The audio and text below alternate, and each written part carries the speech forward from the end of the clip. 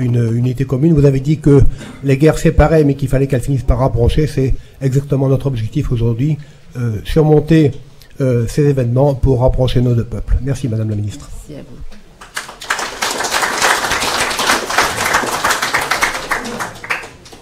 Alors, vous pouvez rester, mais nous allons demander au général Klein de venir faire... Alors, mon général, je vais aller très vite sur votre biographie, puisque nous avons peu de temps. Je rappellerai simplement que vous êtes Saint-Cyrien de la promotion 70-72, que vous avez commandé le 159e régiment d'infanterie alpine à Briançon, beau régiment s'il en est, le régiment de la neige, et que vous avez commandé la 27e brigade d'infanterie de montagne à Grenoble. Et vous avez ensuite été général inspecteur de l'infanterie, donc de plus haute responsabilité dans l'armée de terre. Donc, mon général, vous allez parler d'un sujet qui nous est cher, c'est la 27e division d'infanterie alpine, nos chasseurs alpins en Algérie.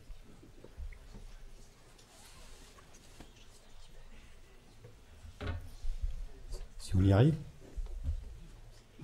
Comme c'est moi qui m'en occupe, puisque voilà.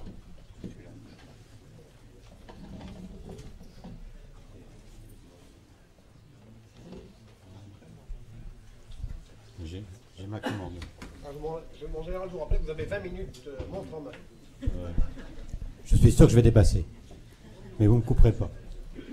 Donc, Madame le Ministre, Monsieur Destroyal, adjoint au maire de Grenoble, Messieurs les professeurs, Messieurs les officiers généraux, chers amis, une partie de ma famille est là, du général Faure du moins. Mesdames et Messieurs, donc je suis vraiment très heureux d'être présent ici, avec une certaine appréhension malgré tout, de m'exprimer, car je ne suis pas un historien, je ne suis pas un expert de la guerre d'Algérie, et oui, je suis trop jeune pour avoir été un acteur, ça se voit plus, mais quand même. Et donc, vous me direz, à quel titre parle-t-il? Ben voilà, je suis gardien d'archives familiales qu'il faut que mes cousines m'ont donné un mètre cube, un gros mètre cube d'archives de mon oncle, le général Faure, qui a commandé donc de 58 à 1960, 1958 à 1960, qui a commandé donc la 27 et la zone Est-Algéro. Donc je me suis plongé dedans depuis très longtemps, et puis personne n'évoquait cette figure, donc il m'a semblé important de parler du général Faure, même si on l'a un peu oublié parce que il a pris des positions particulières, donc en 1961.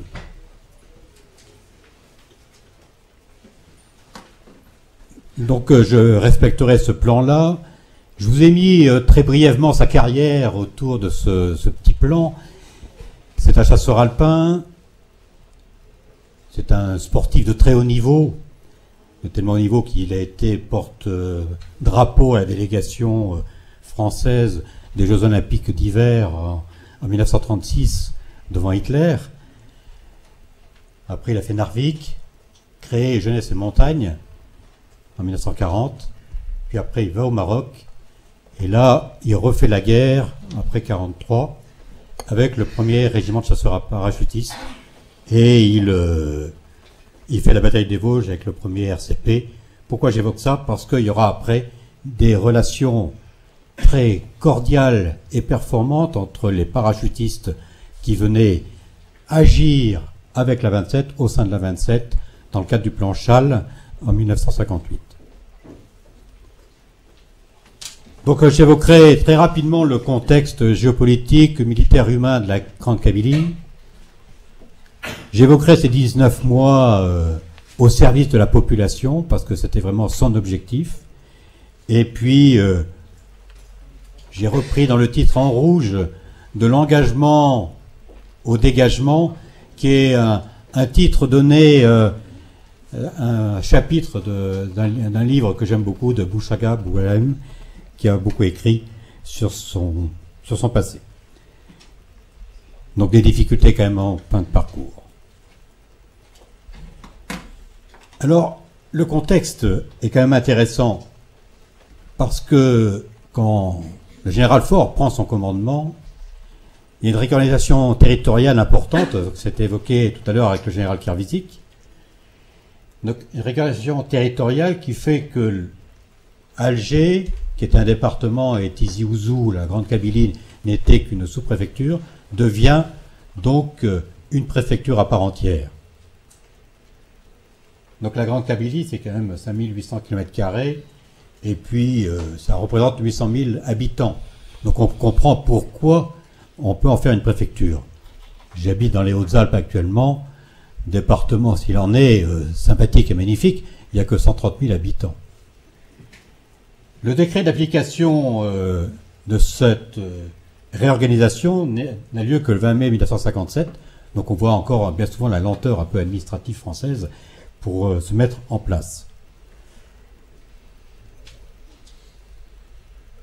Alors, autre fait important dans le contexte opérationnel du nouveau commandant, c'est que le 20 juin 1958, un décret confie à l'autorité militaire les pouvoirs civils. C'est-à-dire que le général Faure, le commandant de la zone Est algérois, c'est comme ça qu'on disait, et non pas algéroise, et a un rôle de sous-préfet tout en étant commandant militaire. C'est quand même génial. Alors bon, nous avons ici des officiers encore en activité qui ont mené des opérations, et on voit tout l'intérêt d'avoir en sa main toutes les capacités à la fois politiques, militaires, économiques, pour pouvoir agir dans le bon sens. Et mon oncle en a bénéficié, son prédécesseur en a bénéficié quelques mois, et son successeur quelques mois aussi. Donc c'est vraiment lui qui a été, en Grande Kabylie, qui a bénéficié de toute cette de ce nouveau dispositif, qu'on pourrait dire. Donc 7 secteurs, 7 arrondissements, vous voyez, je suis déjà dans une ambiance militaire, qui ont été aussi après découpés en 7 secteurs opérationnels. Alors au départ, en 58, il y en a que 6 arrondissements, et au bout de quelques mois, le général Faure s'aperçoit que Drâle-et-Almizan est une zone clé, et le transforme, donc demande l'autorisation de créer un nouvel arrondissement et un nouveau secteur aussi opérationnel. C'est un peu compliqué, simplement pour les jeunes, l'impératif, l'objectif de toutes ces implantations opérationnelles était d'être au plus près de la population et d'avoir un quadrillage, de couvrir le maximum de dispositifs. Mais vous avez vu que 5800 km², c'est énorme, avec 25 000 hommes, vous ne pouvez pas tout couvrir. Néanmoins, on voit nos camarades qui ont été en Afghanistan, qui se sont retrouvés avec des zones beaucoup plus larges à couvrir et ont eu nettement moins de personnel à leur disposition. D'ailleurs, on peut se dire, si on avait d'emblée en Algérie mis 380 000 hommes, d'emblée en Afghanistan, on a mis les effectifs qu'on a eu au maximum, on n'en serait pas là. Les grandes insurrections doivent être contrées tout de suite par des effectifs et par un quadrillage important.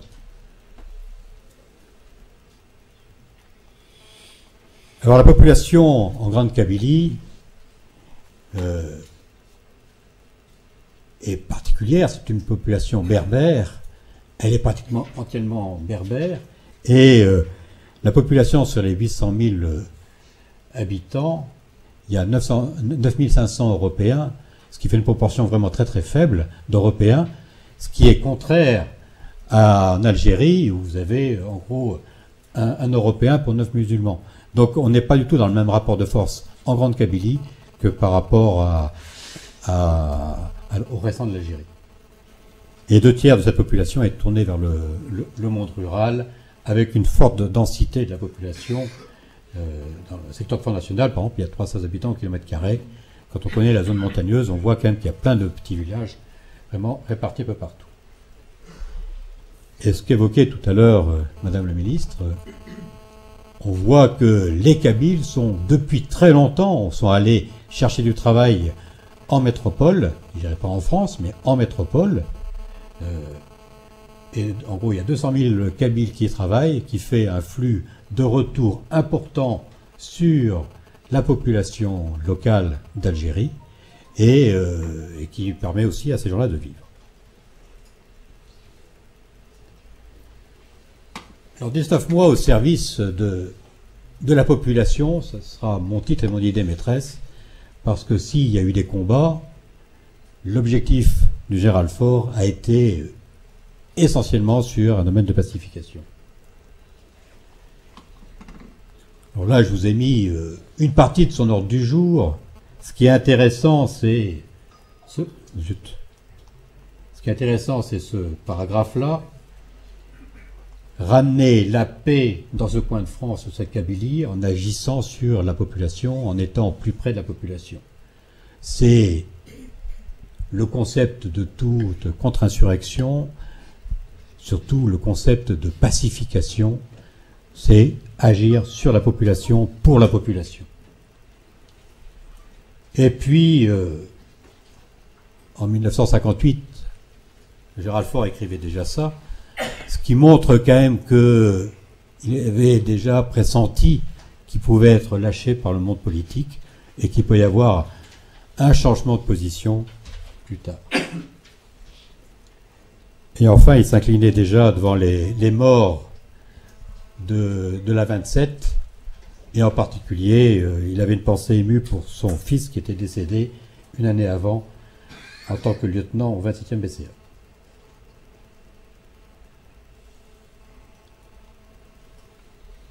Alors ici, je vous ai mis en place un peu sa directive générale qui apparaît dans un petit fascicule remarquable qui était distribué dès qu'une autorité venait sur site.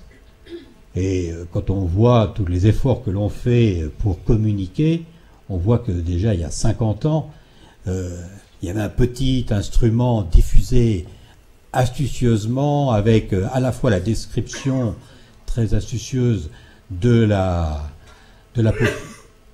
vie locale et en même temps des objectifs qui étaient sous-jacents de ces directives. Donc ce document, je l'avais jamais vu, et en fouillant les archives, j'ai trouvé ça vraiment très astucieux. Si j'avais su, j'aurais récupéré la même démarche en étant au Kosovo. Alors, en 58, quand il prend le commandement, la Wilaya 3 avec Amirouche était vraiment le point focal, la grande difficulté de l'Algérie au niveau du maintien de l'ordre dans le dispositif. Et ce département, comme nos Alpes, est un département montagneux magnifique, et je pense que les gens qui sont présents dans la salle, qui ont vécu, ont retrouvé, je pense, les mêmes qualités de vie montagnarde et le même contact avec la population en étant là-bas qu'en étant dans nos Alpes. Mais la difficulté, c'est que la montagne favorise la subversion, est un repère astucieux pour les rebelles, et on a encore pu le voir à la fois en Afghanistan et au Kosovo. À chaque fois, il y a eu des rébellions qui s'appuyaient sur les montagnes, et c'est des zones pratiquement propices. Alors la solution, c'est comme en toute guerre subversive, il faut donc, je l'ai déjà dit, travailler sur la population, pour la population, et faire participer à la population, à l'action aussi. Et ce qu'a instauré le général Faure, c'est qu'il a dit que toute activité, toute opération doit avoir un caractère social. Il ne pouvait le faire que parce qu'il avait les pleins pouvoirs. Il avait les pouvoirs civils et militaires. Donc à chaque fois qu'il menait une opération opérationnelle, il a essayé après de mener, ou avant, une opération d'activité sociale et de pacification. Et ce qui est le maître mot pour lui, tout ça, ça peut marcher que si on arrive à faire changer et à obtenir la confiance de la population et faire un travail dans la durée. Le travail éphémère n'a pas d'intérêt dans une démarche de pacification. Alors, pour être présent dans le dispositif, efficace, il a identifié 3 types d'actions. Des actions de renseignement. Alors, pour nous, aujourd'hui, ça me semble être très, très normal, etc. Mais à l'époque, tout n'était pas aussi clair et aussi efficace que maintenant. Des actions de sécurisation à la fois contre les bandes rebelles, pour éloigner vraiment le Félaga des villages, pour trouver que les villages aient une vie normale, faire une montée en puissance des forces supplétives locales, ça a été évoqué par le général Kervésic tout à l'heure. Tout à l'heure, je vous donnerai quelques résultats et quelques chiffres. Ça, c'est quand même quelque chose d'essentiel. Et on voit, cette chose-là a été reprise dans toutes nos actions extérieures. Et en Afghanistan, actuellement d'ailleurs, vu qu'on se désengage, l'armée française n'est présente que auprès des forces afghanes en tant que conseiller et formateur. Et en Paris, mise en place de locaux en autodéfense dans les différents villages. Ça, c'est quand même quelque chose d'extraordinaire.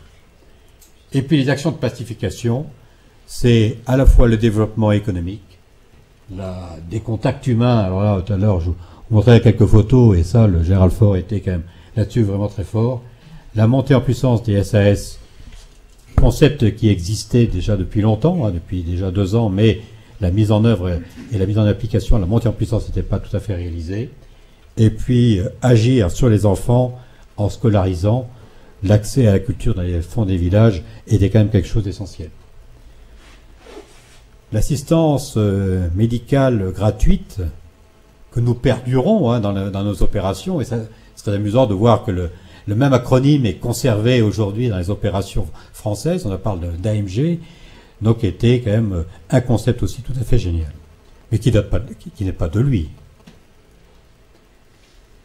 Alors je vais vous présenter quelques résultats. Je ne suis pas sûr que je vais être très objectif, parce que je les trouve très performants, mais il faudrait regarder si les autres départements ont eu des résultats aussi performants, pour voir si tout concourait à faire en sorte que l'Algérie se pacifie. En tout cas, pour la Grande Kabylie, je peux vous dire que des résultats de ce niveau-là amenaient forcément une pacification. Est-ce qu'elles ont rétabli la confiance vis-à-vis de la population? Je pense que oui. Je serai plus réservé dans ma deuxième partie. Et puis, d'ailleurs, c'est là-dessus où on aura quand même quelques soucis avec la pérennité de la volonté politique, qui a fait que toutes les actions pouvaient après conduire à des grandes difficultés. Le renseignement, ce schéma est un schéma plus que classique chez les opérationnels d'aujourd'hui. Toutes les sources sont récupérées, exploitées, vérifiées, corrélées, pour arriver après à des actions performantes. Mais à l'époque, il y avait des informations qui venaient du monde civil, des informations qui venaient des opérations militaires, très loin, etc. Et tout n'était pas regroupé pour donner une efficacité.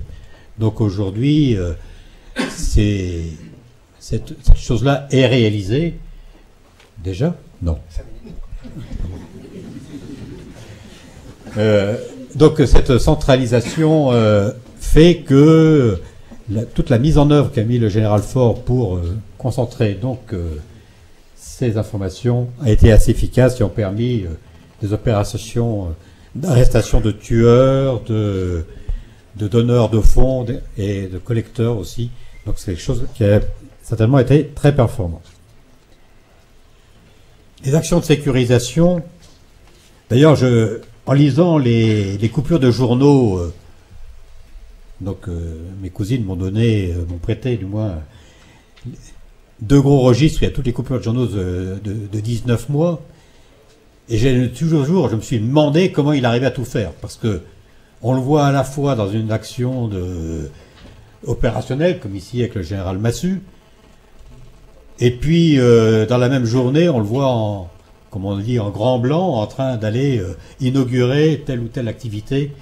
Donc l'hélicoptère était un moyen très performant, mais je pense qu'il n'a pas dû dormir beaucoup. Donc les actions de sécurisation, ça n'a pas arrêté. Elles étaient de tout niveau, ça partait du chef de poste, localement, du capitaine commandant plusieurs postes, un petit secteur, des chefs de bataillon, des commandants de régiment, Et puis des grands plans, on a à peine évoqué tout à l'heure le plan Chal. Le plan Chal qui a pratiquement d'ouest en est balayé toute l'Algérie pour contrer vraiment les opérationnels. Fait la guerre.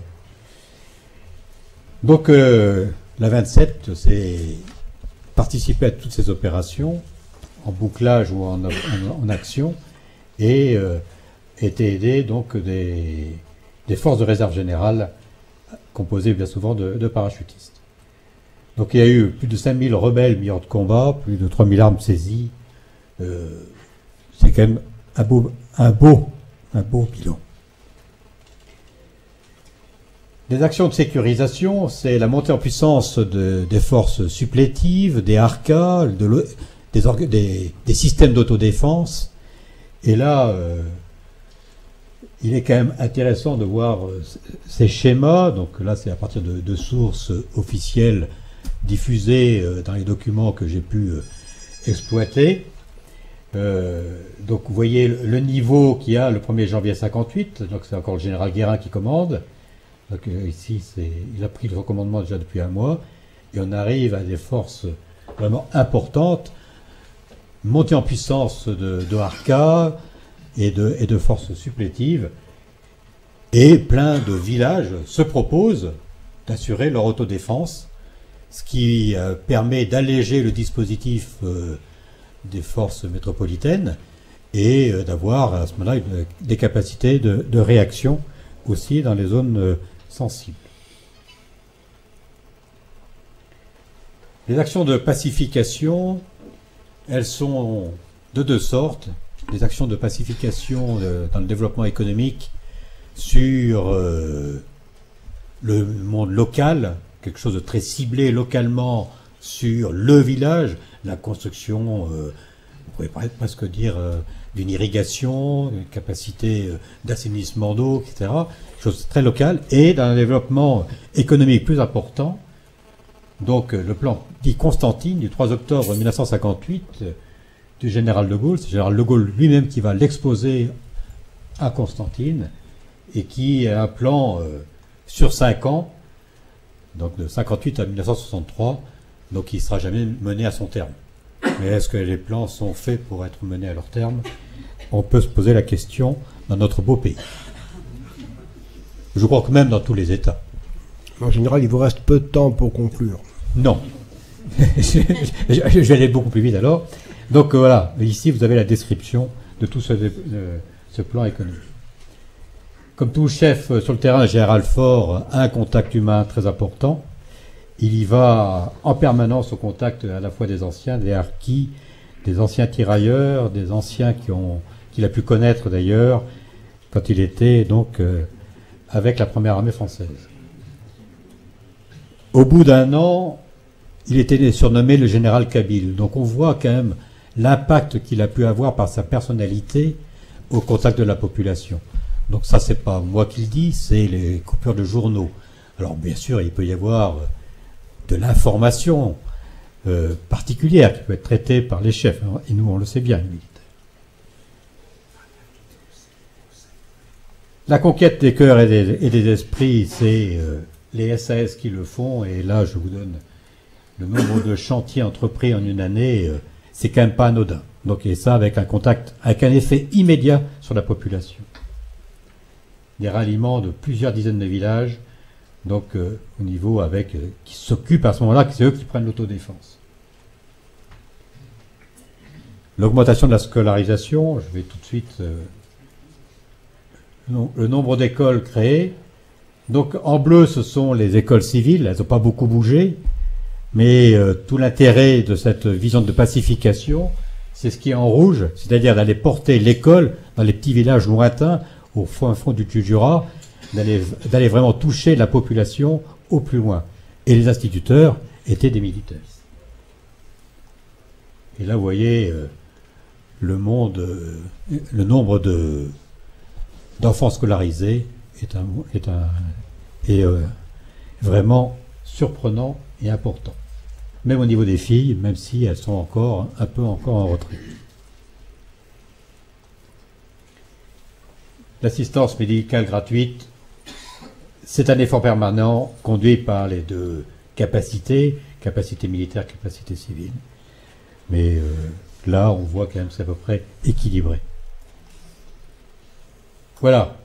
Au 1er janvier, mais c'est pas ma conclusion, au 1er janvier 1960, donc c'est le bilan qu'il se fait, lui. Il a écrit dans un petit livre, un petit cahier, son bilan, et il trouve quand même que ses subordonnés ont bien agi. Quelque chose d'intéressant, il trouve que la population est lasse, interrogative, inquiète sur son avenir, bien que la rébellion est quand même bien réduite à néant. Alors des difficultés pour poursuivre sa mission au 1er janvier, voire la mission de son successeur. Alors j'ai mis là quelques phrases clés, donc tout à l'heure le Gérald Kervisic en avait déjà évoqué d'autres autorités. Il faut bien dire que quand on est chef militaire, pour l'avoir été, le politique nous donne des ordres, le politique nous envoie, le politique nous donne des directives, même si on ne le reçoit pas d'une lettre de mission. Donc il est quand même important de savoir quand même que c'est le politique qui est dans le débat. Et si lui change de posture, il faut bien imaginer les difficultés qu'ont les acteurs derrière pour agir différemment. Et c'est la difficulté qu'a eu, je pense, le général Faure. Quand je dis le général Faure, il y a plein d'autres. Mais lui, je ne traite que de lui. Mais on verra que sur un certain moment, les deux généraux en chef sur place sont partis comme lui. On connaît bien le « je vous ai compris ». Mais est-ce que vraiment il nous a compris? Quoi, le « nous ». Je me mets à la place de Gérald Faure. Moi, en général, je me fais un peu insistant, mais oui, votre temps est révolu. 2 temps par an. 2 transparents. 3. Georges Bidault, Michel Debré, le 8-59. L'armée vous donne la garantie que la France ne partira pas d'Algérie. Quand vous sortez ça devant un aéropage d'officiers généraux et colonels, les gens continuent leur mission comme si rien n'était. Le 31-08-1959, le général de Gaulle vient voir les forces, vient à Tizi Ouzou encore une fois. Il faut vous implanter dans le Djebel et y rester. L'objectif premier, c'est pacifier. Le reste viendra tout seul. Et pourquoi il venait à Tizi Ouzou? Parce que c'était pile même dans ce dispositif.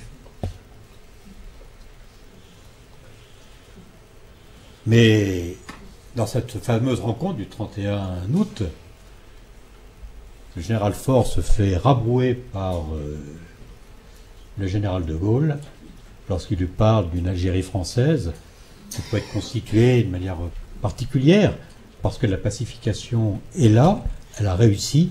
Il suffit maintenant de mettre les ingrédients à pouvoir en place. Et le général de Gaulle le rabroue devant tous ses subordonnés. J'ai trouvé dans 5 textes de documents de subordonnés parlant de ça. Vous pouvez imaginer la difficulté que peut avoir un chef quand vous avez le président de la République qui vous dit ça. Et le 31 août soir, il se fait interviewer par la Dépêche d'Alger. Et là, il contre carrément, finalement, le général de Gaulle en disant il y a incompatibilité entre pacification et autodétermination. Donc il voit avec 1 an et demi d'avance tout le drame des harkis. Pourquoi? Parce qu'il était avec eux. L'incertitude qui pèse sur les médias compromet l'action et le sacerdoce de nos soldats. On va bien voir après la difficulté qu'auront les jeunes officiers à mener leurs opérations dans le Djebel.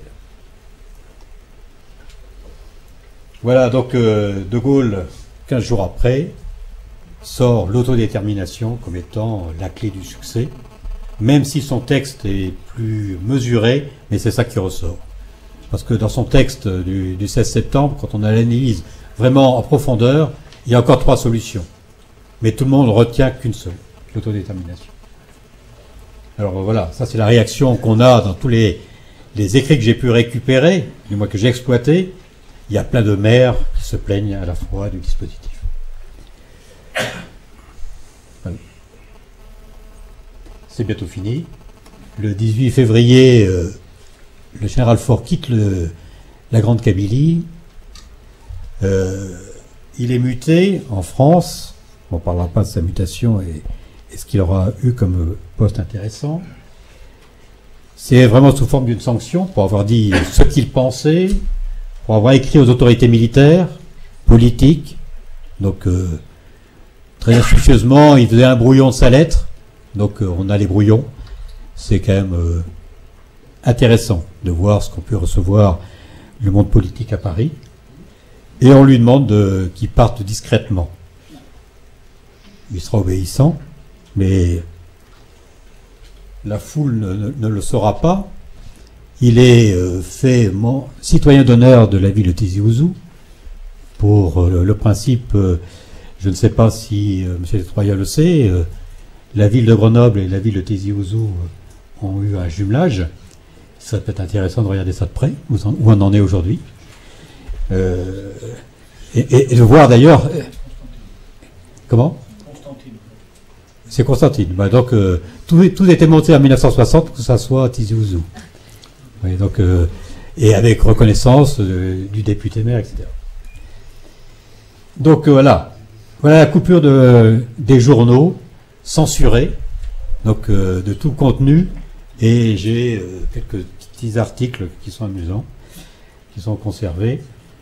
Le compte-rendu, le général de Camargue, qui était son adjoint opérationnel et sera son successeur quelques mois, donc fait un compte-rendu à Alger.